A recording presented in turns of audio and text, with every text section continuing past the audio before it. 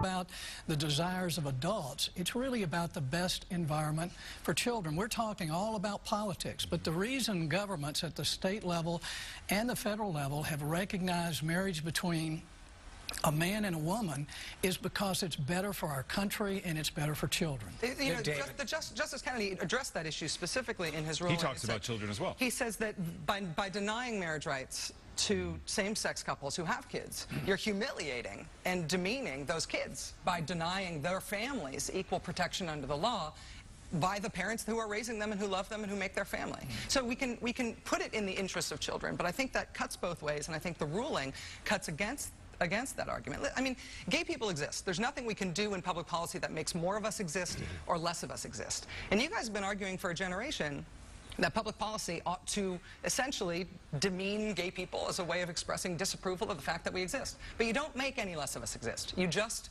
are arguing in favor of discrimination. And more discrimination doesn't make straight people's lives any better. David, I really can't let that go. I mean, this suggestion that because somebody wants to affirm the institution of marriage that they're ipso facto intolerant, by that argument, Barack Obama was intolerant 14 months ago. By that argument, 342 members of the House, 85 members of the Senate, including, by the way, Joe Biden, Harry Reid, Pat Leahy, who all voted for this law, and Bill Clinton, who signed it into law, were intolerant and motivated by an animus and a hatred for gays. Now, wait a minute. But we're talking about when Obama was 14 months ago. Was he a bigot 14 months ago? Nobody's calling anybody Was a bigot. Hillary Clinton a bigot when she took that position in 2008? No, but to suggest that you are motivated by a hatred for somebody else because you believe that the foundation, enculturating, and socializing institution of Western civilization is something to be protected. Can I tell you this? I got to say this.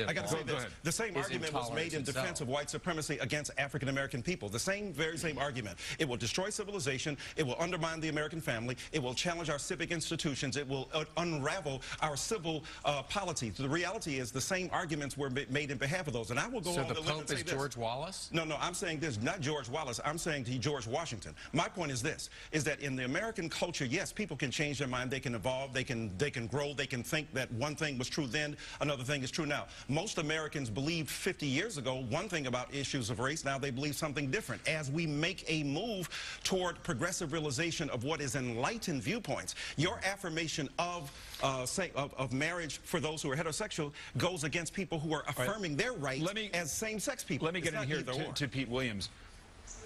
With all of these points in mind, the Supreme Court deliberately did not answer this core question. Well, that's right. And with all respect to Mr. Leahy here, it did not reject the argument of equality here. It just sidestepped it with great relief. It was only too happy to find an off-ramp and say, you know what, the parties that came here, the proper proponents, don't have the proper legal standing. But this has implications for the midterm race as well.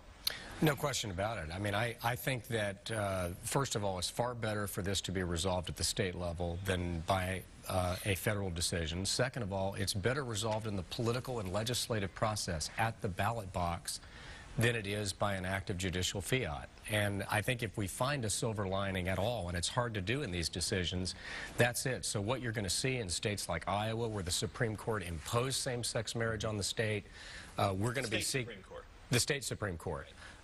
We're going to be attempting to elect legislators who will pass a constitutional amendment to ratify that marriage should be between a man and a woman. Your group worked on 3 main election efforts this year, though, electing Mitt Romney, getting that Iowa State Supreme Court justice thrown out and recalled for having voted in favor of same-sex marriage, and the Minnesota anti-gay constitutional amendment. You lost all 3 of those fights in November 2012. Between oral arguments when there were... Our objective was to turn out the evangelical vote, and we did it at a record number. And it was great, and they lost. But when the oral arguments were made in this case, there were 9 states that recognized marriage equality. By the time of the ruling, there were 12 states, and then 5 minutes later, there were 13 states.